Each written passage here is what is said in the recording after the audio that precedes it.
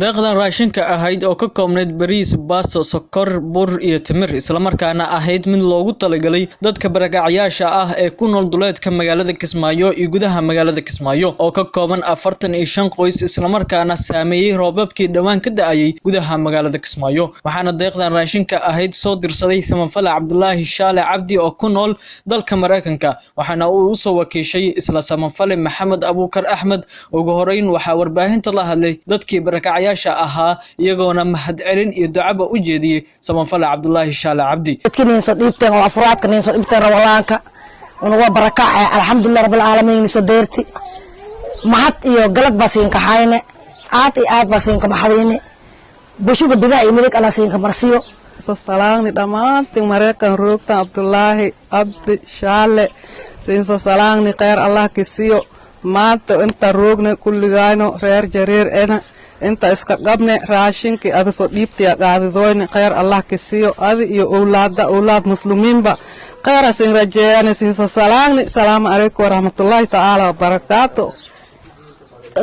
Cabdullaahi Cabdi Shaale wixii wari adan dhiibti geegahan deeri anta ka qaadidoyn siin salaaman boqoltumi farta geega qaadidoyn alxamdulillah ala shukr bushiga ilaahay bad imidig Allah siin ka marsi ilaahay Allah siin du'ayni ma al ilmoogi kulli ilaahay fiican ka qabta Allah siisi on to geeg wal ka afuraan an haysan anta toosasan lanna wa salaamaya dhamaantii waan salaamaya dadka noo soo dhiibe waxa maanta qaadanayna waa salaamaya qofku soo dhiibe magaciisa Cabdullaahi Shaale waa ku mahadsantahay oo soo wakiishatay Maxamed Abuukar oo soo gaarsiiyay asnawiisa inta ku imaan asnoo yiri kulliga waa ku mahadsantihiin waan duceynayna cudurka dhinaca Allah niga marsiyo afraad maadaama maanta noo soo dhiibtay aan ku afur rabna galabta oo ku mahadsantihiin khayraana qabtiin ugu dambeyn waxa warbaahinta la hadlay Axmed Abuukar Axmed oo ahaa qofkii deeqdan raashinka ahayd loo soo wakiishay Rahmaanir Rahiim alxamdulillah wa kafa wassalatu wassalamu ala rasuulillah sallallahu alayhi wasallam ما شاء الله ما أنت وحنا سكون معنا أنت يرد أن سودي بتوع ولا الله مركز خروج بجوكتا أصاب كيشان أنا قام محمد أو كراه